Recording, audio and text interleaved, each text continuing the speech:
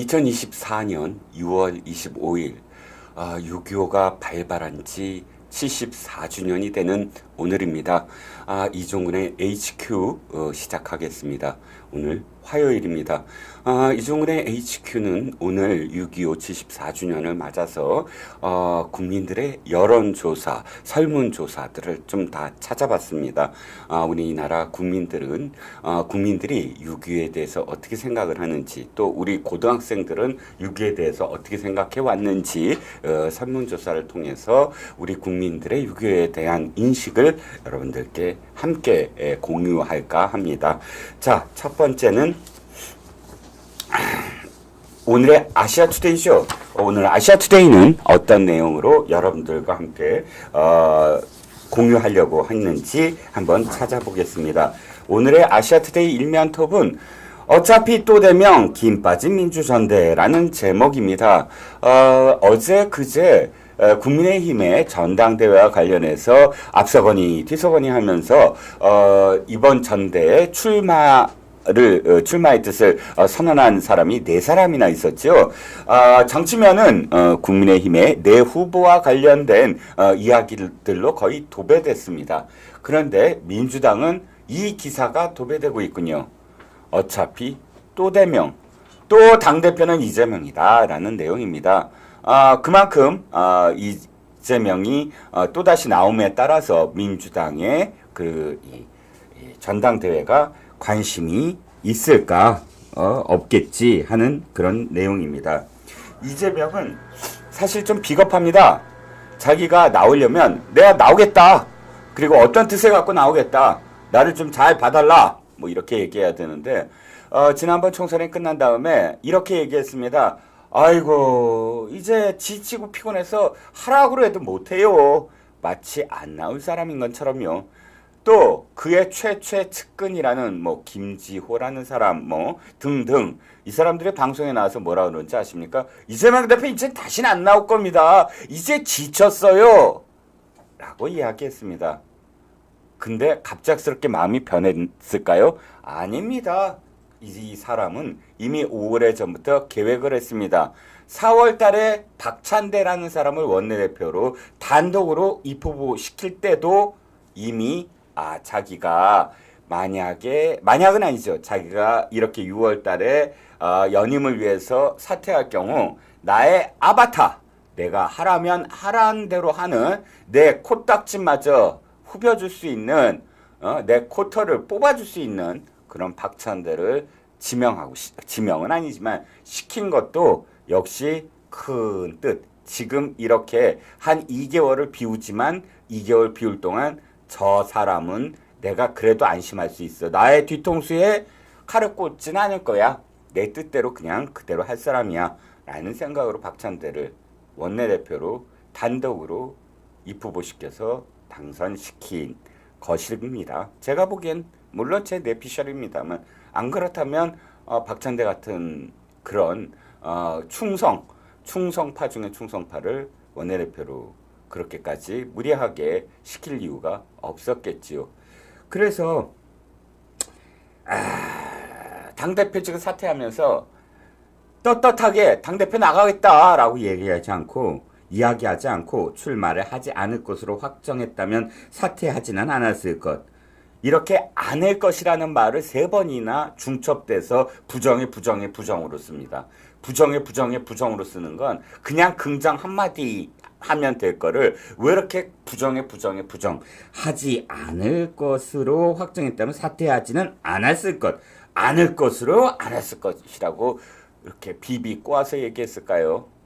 아유, 내가 명구스럽고 송구스러운데 아무리 내가 참님피지만 그래도 나갈 거거든 이라는 말을 이렇게 돌려 얘기한 겁니다. 뭐 연임은 이미 기정사실화 됐겠고요. 뭐 이런 얘기도 합니다. 192석의 거야를 이끌 강력한 리더십이 이재명 외에는 적임자가 없다. 적임자가 없겠죠. 왜냐고요? 다 잘라버렸으니까. 세상에 어떤 정치인이 자기와 대통령 후보 경선을 벌였던 대척점에 있는 사람을 잠재적인 라이벌로 생각을 해서 당대표에 또 나오면 안 되니까 공천에서 가장 점수가 낮다고 낄낄거리면서 조롱하면서 잘라버리겠습니까? 다 이런 날을 기획하고 한 겁니다. 박용진이 아유 또 당대표 나오면 또 시끄럽잖아. 미리 아유 그 사람 꼴찌야 하고 낄낄대고 웃으면서 조롱을 했지요. 이렇게 미리 싹을 다 댕공 다 잘라버렸다는 겁니다. 임종석도 공천 안 줬지요. 물론 임종석이 스스로 바보 같은 짓을 했지만 아무튼 뭐 조홍천이나 이런 사람들은 탈당을 했으니까 그렇다 치더라도요. 하지만 탈당을 한 것도 얼마나 괴롭혔으면 탈당을 했겠습니까? 공천 준다 그러면 탈당한 사람 있습니까? 공천이 보나마나 박용진처럼 잘릴 것을 다 예상이 되는데 남아있겠습니까? 이렇게 다 잘라놓고서는 이재명밖에 없다라는 말을 하는 민주당입니다. 이러자 최고위원회 출마하는 사람들이 모두 다 이재명 잘못했어요. 이재명 지금 잘못하고 있어요. 이런 점은 다시 생각해 봐야 돼요. 라는 목소리를 내는 사람은 한 명도 없고요. 이재명을 가장 제가 잘 보완하고 보호해 드리겠습니다. 라고 누가 더 찬양하나 이 경쟁을 벌이는 사람만 최고위원회 다 나와서 서로 충성 경쟁을 하고 있습니다. 강선우라는 자, 이재명 대통령 시대를 강선우가 열겠다가 캐치프레이즈를 합니다. 이재명 당대표 강선우 최고위원과 함께 정권 탈환의 길로 가자. 어대명이 아니라 당대명이다. 당대표를 그 다음 대목은 이렇습니다. 이재명은 당대표를 권력으로 여기지 않고 책임과 헌신으로 그 역할을 해냈고 총선 압승으로 보답했다. 이재명이요. 강선우 눈에는 권력을 행사하지 않았습니다. 그리고 책임과 헌신만 다했대요. 할 말이 없습니다. 김병주. 저는 되게 장성, 한 3성, 4성 하는 그런 장군들은 기본적으로 나라에 대한 어떤 그런 그 안보의식과 그 다음에 국민에 대한 어떤 충성 이런 것들이 몸에 배고 정신적으로 완전히 완성된 사람들로 생각을 했습니다. 그런데 김병주는 아니더군요. 육군 장성 출신 이 사람은 이재명과 함께 2026년 지방선거 승리와 정권 창출의 승리를 위해 선봉에 서겠다라고 주장을 했습니다. 국방위에서 사실 이 사람이 보여준 그 안보의식은 장성 출신이 아니라 운동권 학생들의 버금가는 그런 안보의식을 보여주더군요. 8월 전당대회에 꾸려질 지도부 역시 이 대표의 친이대 논란에서 자유롭지 못하다. 김병주와 강선우만 이러겠습니까? 더 극심한 충성 경쟁으로 너도 나도 최고위원이 되겠다고 나서겠지요. 사설까지 아시아투데이 1면 톱과 3면 해설 기사와 그 다음 사설까지 이재명 대표님 추진과 관련해서 아시아투데이가 목소리를 높였습니다. 이재명 대표 연임 추진 사법 리스크 모면용 아닌가? 그래도 아시아투데이가 아닌가 정도로 제목을 달았습니다. 모면용이지요. 누가 그것을 아니라고 하겠습니까? 이재명 대표의 사퇴에 따라 민주당은 2022년 6월 사법 리스크 방어라는 거센 논란 속에 치러진 보선에 이어 민주당 대표에 당선된 지 2년 2개월 만에 당대표 연임에 나서서 사법 리스크를 또 방어해보겠다라는 그런 의도를 보였다라는 것이 사설의 내용입니다. 그럴 만도 하겠지요. 야당 대표를 지금 또 사법부가 흔들고 있다 라고 하는 것과 야당 의원을 또 구속하려고 하고 있다는 굉장히 어감이 다르잖아요. 그러니까 야당 대표를 탄압한다라는 명목으로 방탄하기 위해서는 당대표 자리를 계속 해야만 한다. 그래서 어떻게든 사법부에 압박을 해야 된다. 사법부를 지연시키고 재판을 지연시키고 판사를 탄핵하고 검사를 탄핵하고 하면서 어떻게든 대선까지 늘려서 대선 경쟁이 되면 내가 대선 후보인데 나를 구속시켜? 라는 명목으로 또 빠져나가고 그런 힘을 바탕으로 해서 대권까지 가보는 거야. 라고 하는 것이죠. 만약에 떨어지더라도 또 이렇게 얘기할 겁니다. 아니 라이벌 정적을 또다시 탄압을 한다. 4년, 5년, 6년, 7년을 재판을 했는데 하나도 나오지 않았다. 재판을 했는데 나오지 않은 게 아니라 재판을 피하고 있어서 못 나오는 겁니다. 그렇게 치열하게 범죄를 회피하고 범죄 행위를 회피하고 자기 살려고 나라를 완전히 결단을 내고 두동강을 내고 그 다음에 사법부까지 완전히 무너뜨리려 하고 있습니다. 이런 한심한 행동들을 사실 방기하게 또 만든 국민의힘 이 집권 여건이 참 안타까울 뿐입니다. 자, 오늘의 아시아투데이는 이재명이 연임으로 또 연임을 하겠다고 나섰고 또 최고위원회에 나설 사람들이 충성맹세를 하는 것까지 그 모습까지 이 말씀을 드려봤습니다.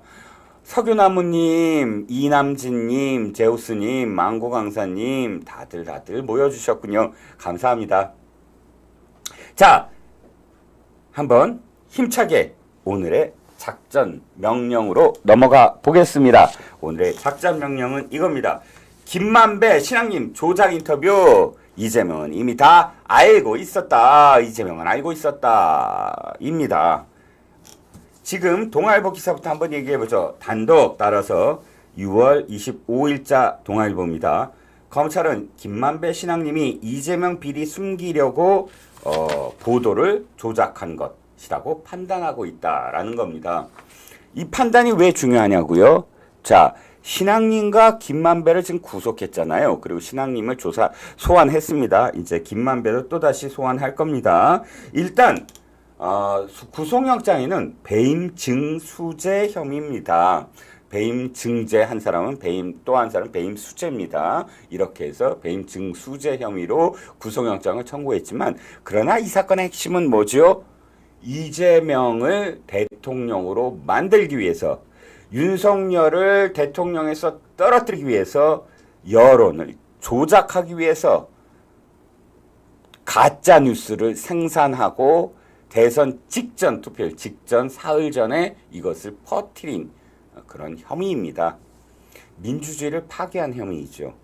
더불어 이재명과 착당을 하고 이재명을 대통령으로 만들어서 자신들의 이권을 대대손손 누리려고 한 사건이지요.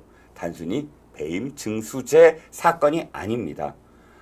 그러니까 검찰이 이재명이라는 이름이 올라가서 이 두 사람과 엮여진다라고 보고 있는 겁니다. 즉 이재명의 비리를 숨기려고 더 나아가서 비리를 숨겨서 대통령으로 만들려고 합니다. 그렇다면 이재명이 이 사건의 공범이 되는 것입니다. 그 혐의를 두고 앞으로 계속 수사를 하겠다.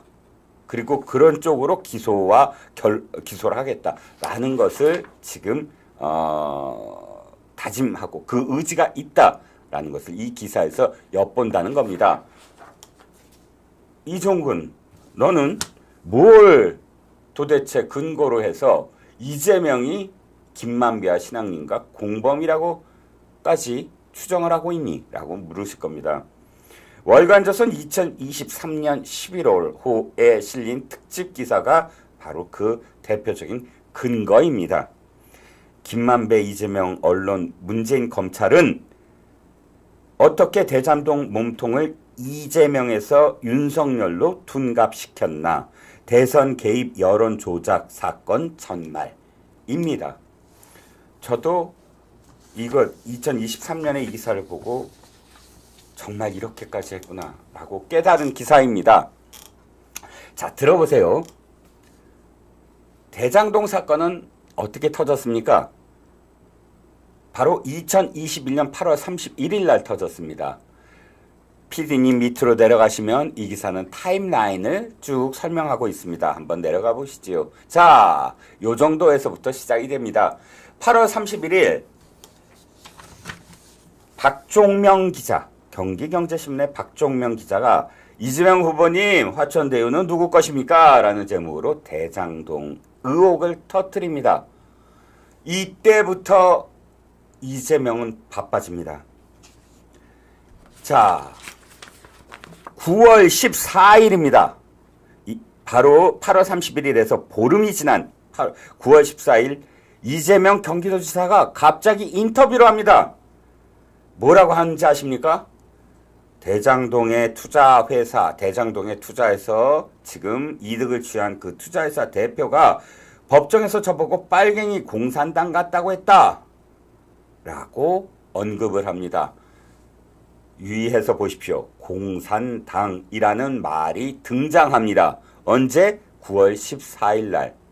그런데요, 김만배와 신앙님이 만나서 가짜 뉴스, 가짜 내용을 담은 인터뷰를 한 날이 며칠인지 아십니까? 다음 날입니다. 9월 15일입니다.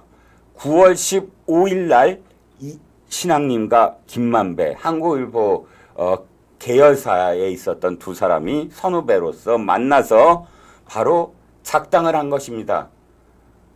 야, 이런 내용입니다. 자, 9월 15일 날 둘이서 한 내용, 가짜뉴스로 퍼뜨리려고 9월 15일 날 한 내용입니다. 이렇게 얘기합니다. 아니, 신앙님 얘기입니다. 아니, 천화동인 456은, 지금, 이 사람이 이재명하고 연결되어 있을 가능성이 있어? 아니, 이재명은 모르지. 김만배는 이재명을 철저하게 보호합니다. 그랬더니 신앙님이 이렇게 얘기합니다. 성남도시개발공사나 이재명 시장이 철저하게 손에 안 나게 안전빵으로 딱 그 규정을 만들었구만. 이 얘기는 무슨 얘기입니까? 아이고, 이재명이 아주 이 안전빵, 그러니까 시민들에게 이익을 주기 위해서 여러 가지 이익을 환수하는 조치를 취해놨다. 이재명의 입장을 고스란히 지금 신앙님이 얘기하고 있습니다. 그러니까 김만배가 이렇게 얘기합니다. 그런데 얘네들이 도시개발공사 애들한테 돈 주고 그런 거 나는 못하는 거지. 자, 뇌물 같은 건 못 준다. 그러니까 유동규한테 뇌물 같은 건 못 준다. 이렇게 철저하게 이재명이 완벽하게 이 시민의 이익의 입장에 서 있다. 이렇게 거짓말을 합니다. 그러니까 신앙님이 이렇게 얘기합니다. 그렇지, 그거는 줬는지 아닌지도 모르고 알 수도 없는 거고. 그러니까 김만배가 또 이재명이도 책임은 없는 거고 책임이 없다 이렇게 얘기를 합니다. 자, 넘어갈게요. 그래서 신앙님이 김만배로부터 이 말을 이끌어내기 위해서 계속 이게 이제 부도 조건이 자꾸 붙은 거야. 즉 성남시가 아이고 이거 지금 이익이 더 나니까 터널 비용 내세요. 무슨 비용 내세요. 해갖고 추가로 요구하고 있다.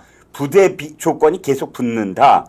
그러니까 김만배가 이렇게 얘기합니다. 그래서 내가 욕을 많이 했지. 땡 같은 땡땡 땡땡놈 공산당 같은 땡땡 했더니 성남시 의원들이 찾아와서 그만 좀 하시라고. 놀랍지 않습니까? 아니 그 전날에 이재명이 기자회견을 통해서 공산당이라고 했다라는 말을 바로 그 다음날 신앙님한테 얘기합니다. 만약에 9월 14일 날 신앙님과 김만배가 인터뷰를 하고 9월 14일 날 뉴스타파가 방송을 했다고 한다면 그 다음날 이재명이 이 얘기를 하는 게 순서상 맞습니다. 그런데 이재명은 투자회사 대표가 공산당이라고 했다는 걸 먼저 얘기합니다. 하루 전에. 그리고 그 다음날 김만배와 신앙님이 같은 얘기를 합니다. 그런데요, 더 놀라운 건 뭔지 아세요?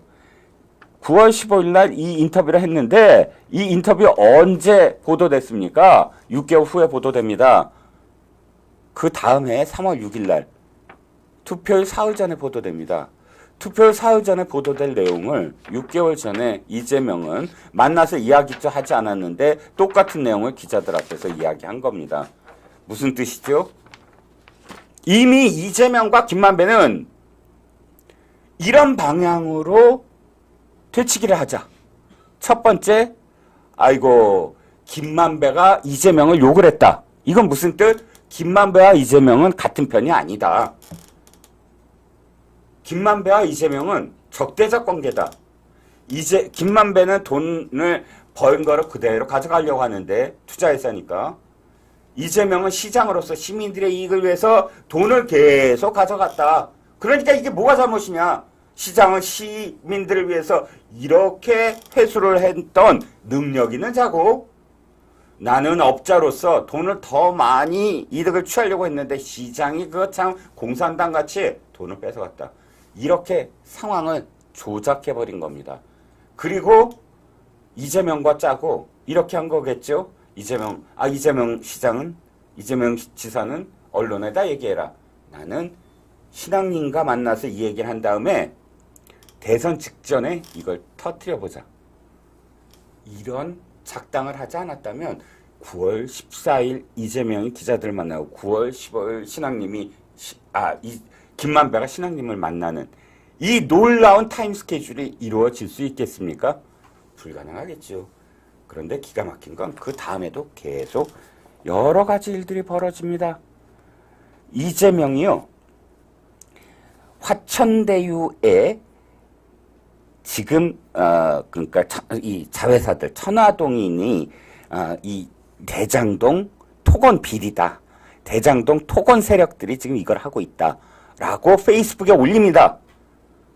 그러자 바로 그 다음날 그러고 1시간 뒤 9월 17일 오전 10시에 이건 토건 비리들이 저지른 거지 나는 능력 있게 그냥 빼내간 거야. 저 시민들을 위해서 돈을 다 회수를 했어. 근데 이건 원래부터 토건 비리 세력들이 저지른 일이야. 나는 몰라. 그런 음모야. 라는 식으로 페이스북에 9월 17일 오전 10시에 올리거든요. 그러자마자 김만배가 오전 11시 1시간 딱 뒤에 남욱에게 전화를 합니다. 남욱에게 야 네가 천화동인 4호 소유주라고 밝혀. 그랬더니 남욱이 아니 지금 이 시점에서 왜 그걸 내가 밝혀야 되죠? 그랬더니 아이고 형 말을 믿어. 아니 걱정하지 마. 이게 원래 천화동인 이건 비공개거든요. 근데 공개하면 다 해결될 거야. 연휴 좀 편하게 지내보자. 남욱은 거기에 속아서 천화동인 4호가 내 거 맞습니다. 했더니 그 다음부터 어떻게 되는지 아십니까? 민주당이 맹폭을 합니다. 거봐라 남욱 같은 사람들 옛날부터 성남 대장동에 또는 성남에 그런 개발할 곳에 얼굴 들이밀면서 개발하겠다고 나섰던 사람이다. 토건족이다 하고 남욱을 몰아갑니다. 김만배가 어떻게 했죠? 남욱을 미국으로 도망가게 합니다. 미국에서 좀 있어. 이게 그랜드 플랜이었다는 거죠. 그러니까 자기는 아무런 죄가 없고 남욱이 뒤집어 쓰게 한 다음에 미국 가게 만들고 미국 가게 해서 자, 그 다음 공작이 펼쳐집니다. 어떤 공작? 자, 조우형이라는 자가 있습니다. 이 조우형이라는 자는 천화동인의 6호 소유주입니다. 천화동인의 자회사 중에 하나를 소유하고 있는 것으로 지금 등재가 돼 있죠. 조우형은 근데 부산저축은행 사건 아시죠? PF, 부동산 PF 때문에 부실 그런 대출로 어마어마하게 많은 사람들의 피눈물을 자아내게 만든 사건입니다. 그 사건의 주범의 조카인가 그래요. 그래서 연루가 돼 있습니다. 부산저축은행에. 물론 대장동 개발하기 몇 년 전 얘기입니다. 그런데 바로 조영희가 그때 수사를 받아야 되는데 수사를 빼줬다. 누가? 윤석열이. 그러므로 조우영은 천화동인의 실소유주고 그래서 대장동의 주범인데 그때 당시에 저축은행에서 대장동 사건에 앞으로 진행될 수 있는 시드머니를 대출한 사건을 수사하지 않았다. 누가? 윤석열이. 그러므로 대장동 사건은 윤석열이 몸통이다. 말도 안 되는 얘기를 합니다. 그래갖고 조우형을 마치 윤석열 당시 검사가 불러서 커피를 타주고 봐준 양. 근데 이 얘기는 언제 얘기가 되죠? 9월 15일 날 김만배와 신앙님 만남에서 이야기가 나옵니다. 그리고 그걸 뉴스타파가 6개월 후에 잘라서 편집을 해갖고 조작을 합니다. 그리고 사흘 전에 방송을 합니다. 그런데 9월 10일 날 얘기한 걸 누가 알죠? 이재명만 알고 김만배가 알고 신앙님이 알죠? 그런데 완전히 좌파 언론들 KBS, MBC, 경향신문, 한겨레 따위따위의 언론들이 갑작스럽게 10월 달부터 맹폭을 합니다. 부산저축은행 윤석열 검사가 대장동 대출을 수사를 안 했다. 아니요. 부산저축은행 엄청나게 수사를 해서 엄청나게 벌금을 매기고요. 그 부산저축은행 피해자들 눈물을 흘리면서도 검찰의 수사에 대해서 불만을 표시한 사람 없습니다. 그런데 전체 사건에서 극히 일부분, 그러니까 PF 사건도 아니었어요. 그 당시. 대장동의 대자도 사실은 나오지 않았던. 단지 그 후에 몇 년 후에 대장동의 토건 비리, 토건족들이 그 몇 년 전에 다른 일을 위해서 대출을 받은 그걸 갖고 대장동과 연결시켰습니다. 그런데 문제는 윤석열 검사가 아니었어요. 조우영이 만난 사람은 박모 검사였어요. 10월 달에 JTBC가 이 기사를 보도를 합니다. 봉모 기자입니다. 기자도 아닙니다. 이 사람은. 왜?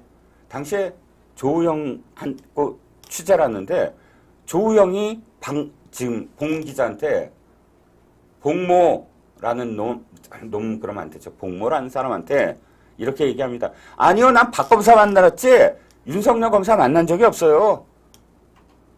그리고 수사 봐준 적도 없어요. 이렇게 얘기한 장면도 분명히 녹화를 했는데 그 장면 내보내지 않습니다. 그리고 그저 윤석열 검사가 조우영 만났다는 식으로 보도를 합니다. 그리고 자기는 뉴스타파로 가버립니다. JTBC에서 보도를 한 것도 참 기가 막힙니다. 그 10월 달부터 1월, 2월까지 민주당은 돌아가면서 대장동의 몸통은 윤석열 후보다라고 주장을 했고 TV 토론에서는 뚱딴지같이 이재명은 공격적으로 윤 후보에게 조우영한테 왜 커피 타줬어요? 라고 공격을 해댑니다. 엄연히 이게 거짓인지 뻔히 알면서 철면비처럼 이슈를 되치게 한 것이죠. 자기가 대장동의 주범인데도 불구하고 엉뚱하게 상대 후보의 이름을 거론하면서 대장동의 주범으로 만들어 버리려고 했지요. 그런데 그 다음에 어떻게 됐습니까?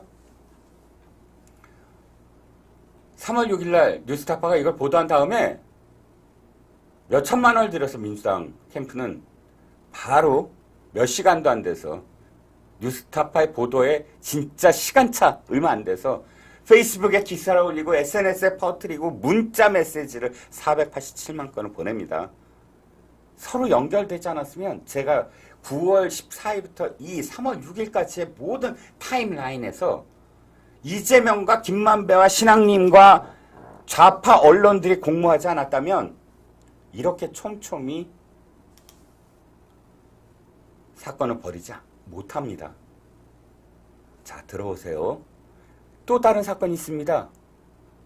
최재경이라고 기억하실 겁니다. 민정수석이었던 박근혜 대통령 당시에 이 최재경이 대장동과 관련해서 윤석열 검사가 부산저축은행 사건을 해서 덮어줬다라는 식의 발언을 했다라고 녹취록을 갖고 있다고 합니다. 그런데요, 그거 어떻게 밝혀졌죠? 민주당의 당직자들이었어요. 민주당의 당원들이 최재경인 양 녹음을 해서 그걸 퍼뜨린 겁니다. 크게 두 가지죠. 그러니까 김만배와 신앙님이 서로 이야기하면서 윤석열 검사가 조우영한테 커피를 타주면서 부산저축은행에서 대장동 사건을 수사하지 않았다. 덮어줬다라는 축과 최재경이라는 민정수석이 마치 이야기한 것처럼 최재경 입에서도 그 얘기가 나왔다. 어떤 얘기? 바로 윤석열이 덮어줬다. 윤석열을 언급했다. 이 두 가지가 조작이 됐죠. 하나는 민주당 관련인 사람들 하나는 실질적으로 신앙인가 김만배. 그런데 생각을 해보세요. 최재경이라는 자와 박영수 특검, 왜냐하면 박영수가 그때 부산저축은행에서 저기를 윤석열과 조우영을 연결시켰다, 이런 식의 이야기를 꾸며낸 거잖아요. 박영수, 최재경, 권순일 다 어떤 사람들이죠? 김만배가 관리하던 사람들이었어요. 김만배가 관리하던 판사 출신, 검사 출신들이었습니다. 김선환까지요. 그렇다면 김만배가 이야기할 수 있는, 김만배의 그림 속에 있는 최재경이나 박영수나 이런 사람들을 민주당은 어떻게 알아서 최재경 목소리다 어쩌다라고 얘기할 수 있죠? 뚱딴지처럼. 김만배는 자기가 관리하는 사람들이니까 다 압니다. 권순일, 김수남, 박영수, 최재경. 그런데 민주당은 느닷없이 최재경의 목소리라고 변조할 수 있어요? 김만배가 가르쳐주지 않았다면 그게 가능할까요? 김만배의 그랜드 플랜이 아니었다면 민주당 사람들이 어떻게 최재경 운운하면서 가짜 목소리를 내겠습니까? 그래서 저는 얘기합니다. 김만배와 이재명은 짜고 쳤다, 처음부터. 8월 31일 박종명 경기경제신문 기자의 칼럼 이후에 이들은 3월 9일까지 그랜드 플랜을 만든 겁니다. 그래서 조우영, 박영수, 최재경 이런 사람들의 이름들을 촘촘히 끼워 넣어서 대장동을 윤석열이 한 것으로 바꿔보자. 대장동을 윤석열이 한 것으로 바꾸면 내가 대통령이 될 수 있고 윤석열은 대통령에서 떨어질 수 있어. 이렇게 만들었던 겁니다. 그렇지 않다면 이 타임라인이 성립이 될 수 있을까요? 우연히 이렇게 많이 겹칩니까? 김만배와 신앙님이 만나서 공산당 얘기를 하는 바로 전날 날 보고 공산당이래요라고 이재명이 하루 전날 관심법이라도 있습니까? 어떻게 이야기할 수 있죠? 그래서 저는 얘기합니다. 바로 김만배는 단순히 대장동에서 돈 벌고 대장동을 수익을 내기 위해서 이재명한테 접근해서 이재명의 공직선거법을 무죄로 만들기 위해서 권순희한테 8번이나 찾아가서 박스를 건네고 한 것이 아니라 그보다 더 큰 꿈이 있었다. 그때부터 성남시장 시절에 인터뷰를 하서 갔던 그 시절부터였을까요? 김만배는 아예 천화동인 화천대유라는 이름도 일부러 대통령으로 이재명을 만들기 위해서 그랜드 플랜을 만들지 않았을까요? 그래서 끝까지 이재명을 대통령 만들게 한다면 우리의 범죄는 드러나지 않는다. 그리고 더 많은 것들을 우리는 따낼 수 있다. 라고 기획했을 겁니다. 이제 검찰은 아까 동아일보 단독 기사처럼 김만배와 신앙님은 이재명의 비리를 덮기 위해서 라고 초점을 맞췄습니다. 이 초점은 이 두 사람의 수사의 끝에는 이재명이 있다는 뜻이고 이재명의 추가 기소가 가능한 사건이다. 민주주의를 유린하고 민주주의를 파괴하고 민주주의에 역행하는 대선 조작 사건. 그 주범이 이재명이다. 라고 검찰은 초점을 맞추었다.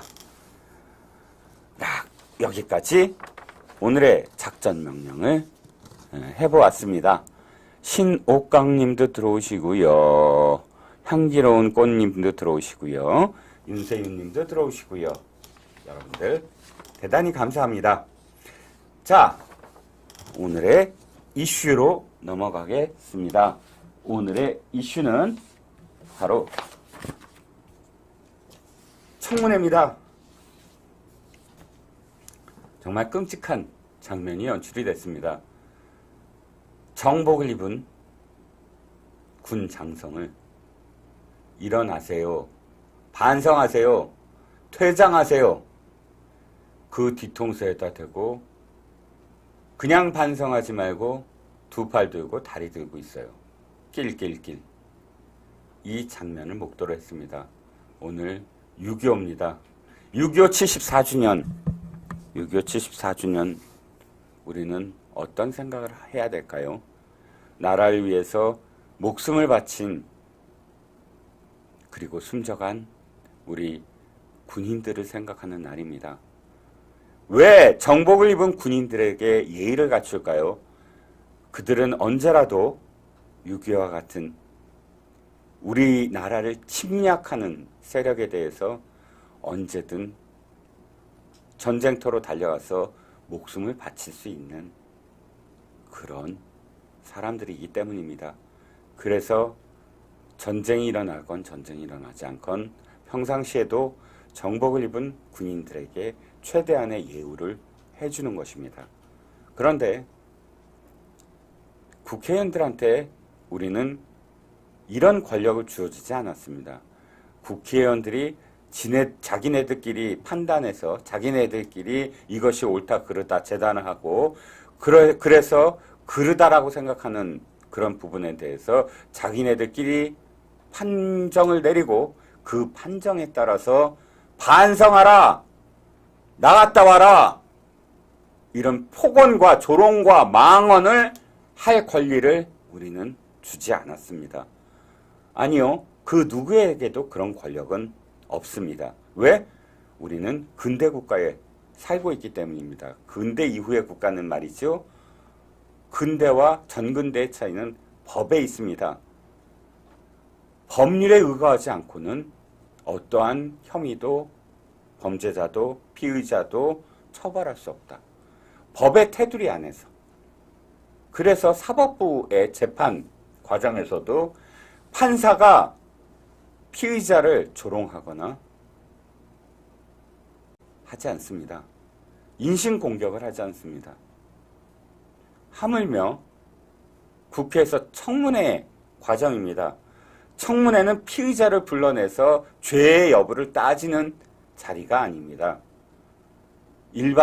모든 일반인들까지 다 합쳐서 최대한 인권을 보장하고 인격을 보장하는 선에서 청문, 묻고 답을 듣는 것입니다. 그런데 정청래라는 자는 마치 자기가 무소불위의 권력이 있는 양 정복을 입은 군인에 대해서 일어나서 나가서 반성을 하고 10분 있다 돌아오라 라고 명령을 했습니다. 참담했습니다. 그 사람이 어떠한 범죄를 저질렀건 안 저질렀건 혐의가 있건 없건 하나의 인격체로서 존중받아야 될 사람이거니와 더군다나 정복을 입고 있는 군인입니다. 그 정복을 입은 군인에게 명령을 내릴 수 있는 사람은 군 통수권자 이외에는 없습니다. 그러자 많은 사람들이 정말 부끄러워했습니다. 왜 부끄러운 짓은 정청래가 하고 박지원이 하고 부끄러운 몫은 국민들이 이어야 할까요? 정복을 입은 군인에 대한 예우를 이야기하면 언제나 미국이 예로 등장합니다. 미국은 정복을 입은 군인에 대해서 최대한의 예우를 합니다. 일반인들도 그렇습니다. 그런 이야기들은 참 많이 들으셨을 거예요.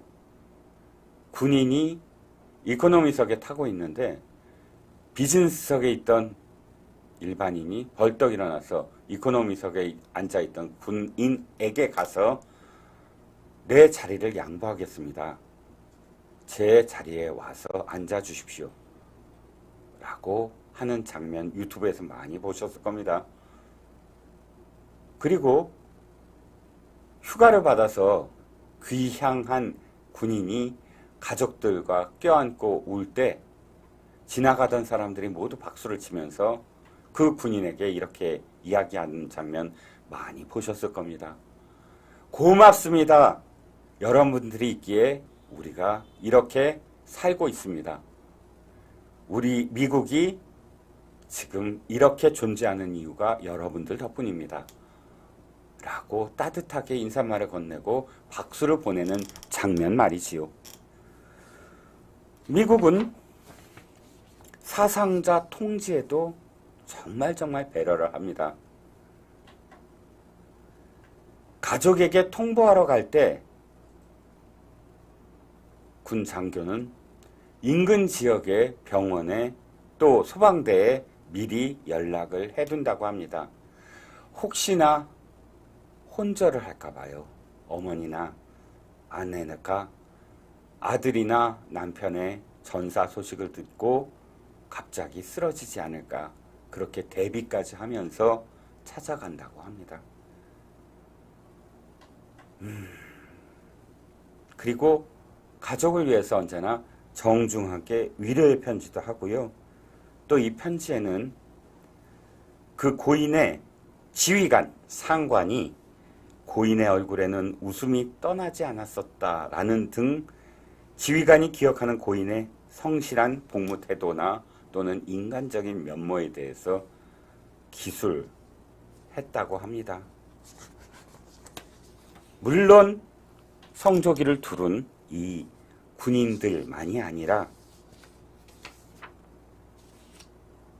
살아있는 현직에 있는 군인, 또 제대한 군인, 상위 군인들에게도 가장 큰 영예를 돌리고 가장 큰 박수를 받게 합니다. 미국 시민 기사입니다. 신뢰와 자부심의 상징, 군인이 존경받는 미국. SBS의 주영진 기자가 워싱턴 특파원 일대 내보낸 2011년도 기사입니다. 주영진 기자가 인터뷰한 미국 시민 방송에서 이렇게 말을 합니다. 군인들은 우리가 믿을 수 있는 사람들입니다. 군복은 그 사실을 일깨워줍니다. 라고 말이지요. 저는 임성근 해병대 사단장이 나가세요! 라고 정청래가 이야기했을 때 벌떡 일어나서 정청래를 꾸짖었어야 됐다고 생각을 합니다. 나는 당신의 명령에 복종할 의무가 없습니다.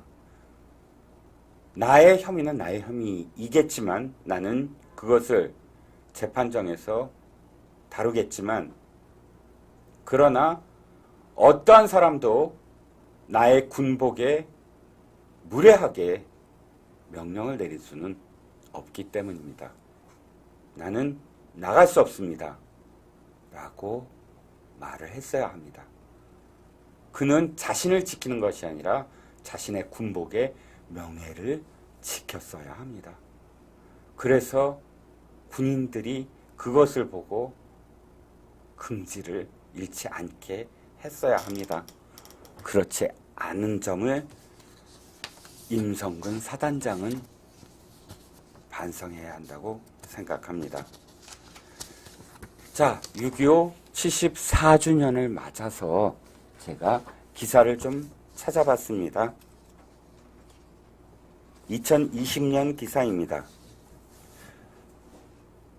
6.25 전쟁 일어난 해는 1950년. 근데 놀랍게도 국민 10명 중 10대, 죄송합니다. 10대 7명 중 1명만 맞췄다고 합니다. 2020년 일지라도 말이지요. 우리가 6.25 전쟁에 대해서 제대로 교육을 하고 있는 걸까요? 나이가 어릴수록 상대적으로 이해도가 떨어지는 것으로 나타났다고 이 기사는 중앙일보 기사인데요. 2020년 6월 24일자 기사입니다.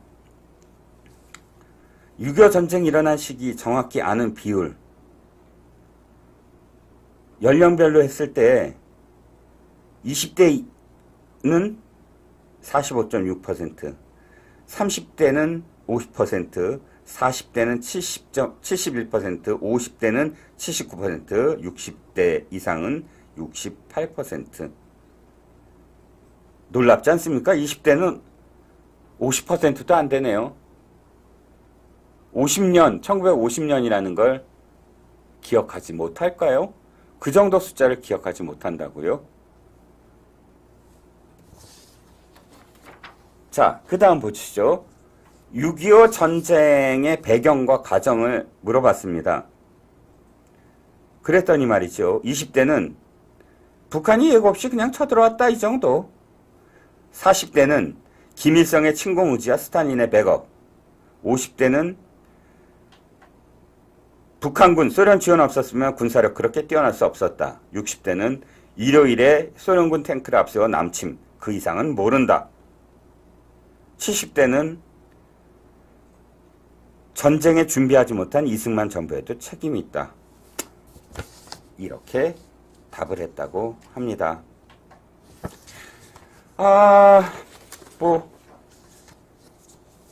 제일 놀라운 건 10대 7명 중 1명만 1950년이라고 답했다는 그 내용이고요. 자, 6.25 남침전쟁의 올바른 이해 라는 뉴델리 기사입니다.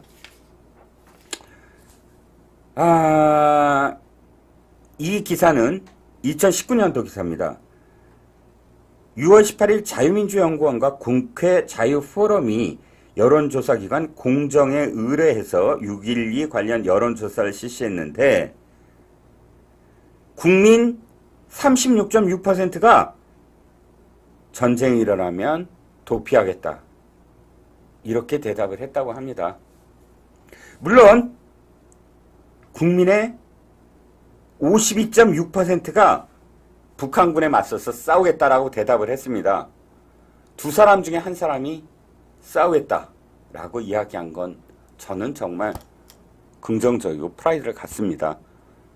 저도 정말 총만 있다면 저도 뛰쳐나가서 싸울 마음이 있습니다.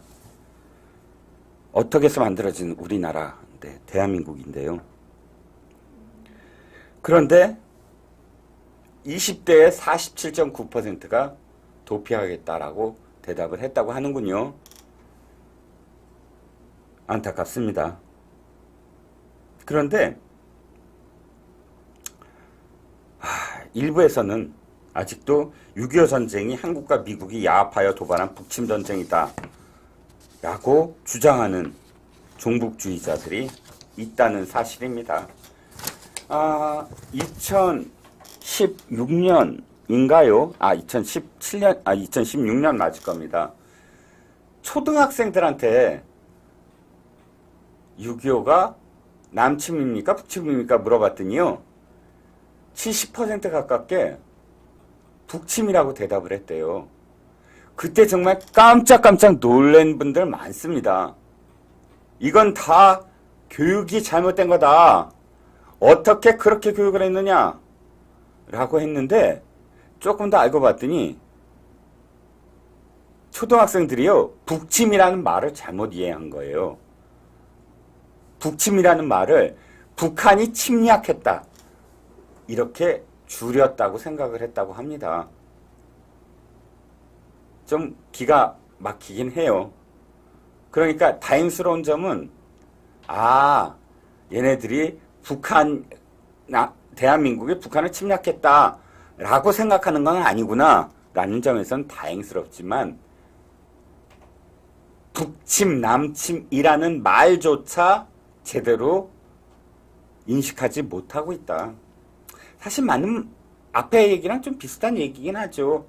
6.25 전쟁이 남침이다라는 걸 제대로 가르쳤다면 북침이라는 말을 북한의 침략이라고 이해하지 않을 수도 있는 거 아니겠습니까? 저는 이런 설문조사 결과를 두고 사실 우리가 언제부터인가 6.25를 이야기하면 애국주의고 국수주의고 반공주의다. 이런 식의 프레임에 수십 년간 갇혀 있는 게 아닌가 생각을 합니다. 그런 주장을 하는 자들의 속내는 국민들의 머릿속에서 6.25가 남침이다라는 걸 빨리 지워버리고 북한은 우리 민족이다라는 것을 쇠뇌하면서 과거는 잊어버리자. 미래는 함께 행복하게 손붙잡고 통일하면 되지. 라는 것을 선전하기 위해서 우리의 가슴 속에 6.25라는 것을 지우려고 하는 게 아니냐. 그래서 아이들을 데리고 전쟁기념관이나 현충원에 가는 것을 아이고 애국자 맞네 애국자. 아이고 반공 가르치냐? 라는 식으로 폄훼하고 폄하하고 훼손하려고 하는 게 아니냐. 그렇기 때문에 주저하고 잊어버리고 6.25를 우리의 기억 속에서 완전히 송두리째 빼앗기는 것이 아니냐라는 겁니다. 그러니까 중국이 장진호 사건을 미화한 그런 전쟁 영화를 만들어서 크게 흥행을 해도 남의 일이지 라고 치부해버리는 게 아니냐. 장진호 사건은 중공군이 우리 국군과 유엔군을 바다와 강과 산을 호수를 우리 국군과 유엔군의 피로 물들게 한 사건입니다. 우리로서는 정말 끔찍한 그런 전쟁이었고요. 그런데 그들은 우리가 북한을 해방시키고 미제를 무찌르기 위해서 혁혁한 공을 세운 전쟁이다라고 미화하고 있죠. 그런 중국의 셰셰 하면서 이래도 셰셰 저래도 셰셰. 주한 중국 대사 앞에서 두 발을 모으고 머리 조아리고 6.25 전쟁 이야기를 지우려고 하는 저들의 그런 종북주의 본능에 우리는 한 번도 제대로 맞서서 이야기하지도 않고 한 번도 제대로 아니야 이건 애국이 단순한 애국이 아니야. 애국 맞아. 우리나라를 지킨 우리 순국 선열들을 우리가 기리지 않으면 누가 기리겠니?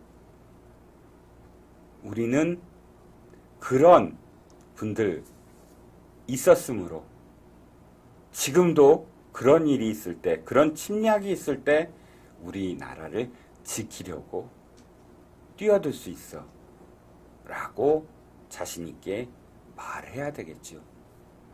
기억하시죠? 예전에 목함지뢰 사건, 안타깝게도 우리 청년들의 발목을 앗아간 사건입니다. 그런데 그때 당시에 동영상, CCTV의 동영상이 그대로 남아있죠. 감동했습니다. 그 와중에서도 DMZ를 지키는 우리 청년 군인들은 이건 북한의 짓이야. 북한이 쳐들어왔어. 우리는 응전을 해야 돼. 라고 하는 생생한 목소리가 그 안에 담겨 있었습니다. 참으로 감동스러운 그런 CCTV였습니다. 그래서 더욱 그들이 부상이 그 젊은 나이에 받쳐진 그 가슴 아픈 부상이 더욱더 우리들에게 많은 울림을 아직도 전해주고 있는지도 모릅니다. 6.25를 맞아서 몇 가지 설문조사를 갖고 온 건 바로 그 이유 때문입니다. 시청자 여러분, 우리 아이들에게 6.25를 이야기해주고 계십니까? 저는 어렸을 때 우리 어머니가 6.25에 대해서 말씀을 해주셨습니다. 그때 그렇게 참 고통스럽고 끔찍했던 그런 시기를 지나온 우리 어머님, 아버님 고맙습니다. 그리고 지금 현충원에 누워 계신 우리 순국선열 여러분 고맙습니다.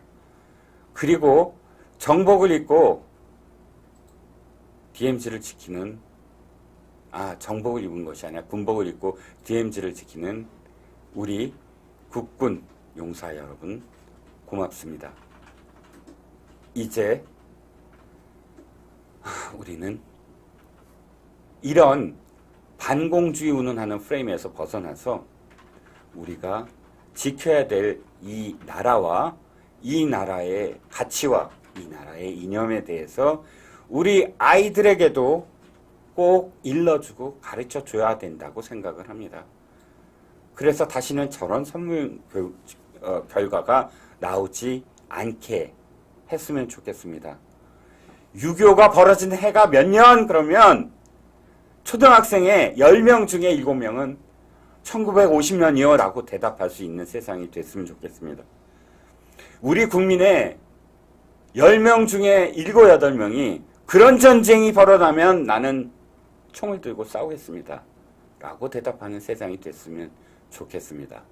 그런 세상이 되려면 우리 아이들에게 6.25에 대해서 이야기해주고 6.25 때문에 6.25 침략, 북한의 침략 때문에 숨져간 우리 청년 군인들에 대해서도 꼭 이야기해 주셨으면 합니다.